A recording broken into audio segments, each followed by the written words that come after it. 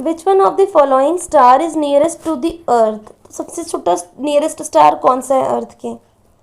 Obviously sun है.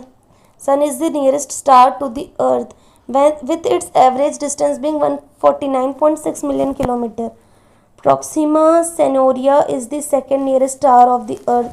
Alpha Centauri is at distance of about 4.367 light year from the earth and Sirius is the brightest star in the sky. सबसे ज़्यादा brightest क्या है? Serous है.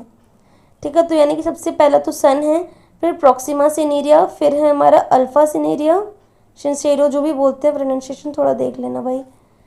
UPSC 1997 का एक question है, if the earth's direction of rotation is reversed what would be the Indian standard time when it is noon at the international date line?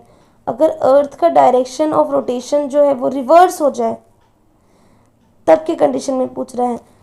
तो Indian standard time will behind Greenwich Mean Time. So if it is noon at the international date line, then Indian Standard Time will be 12 hour minus 5:30 hour. तो 6:30 hour हो रहा होगा. Generally जो होता है वो 5:30 hour ahead होता है ग्रीनविच मीन टाइम के, बट यहाँ पर क्या होगा? रिवर्स है कंडीशन. तो इंडियन स्टैंडर्ड टाइम में हम क्या करेंगे? ऐड करेंगे, तो 17:30 hours होगा time.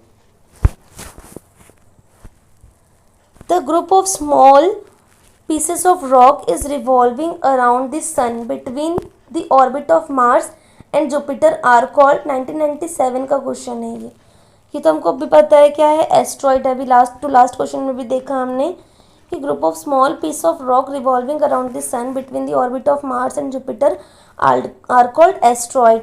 They may be about 10,000 to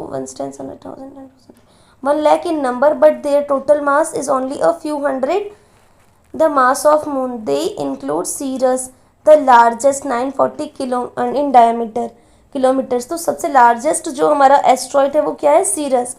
Vista has a light coloured surface and brightest. Vesta जो है वो लाइट कलर सरफेस है और ब्राइटेस्ट है फ्रॉम द अर्थ.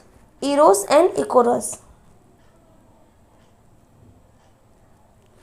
वेस्टा क्या है? कलर्ड सरफेस है वेस्टा का, और जो ब्राइटेस्ट है वो क्या है हमारा? अर्थ से.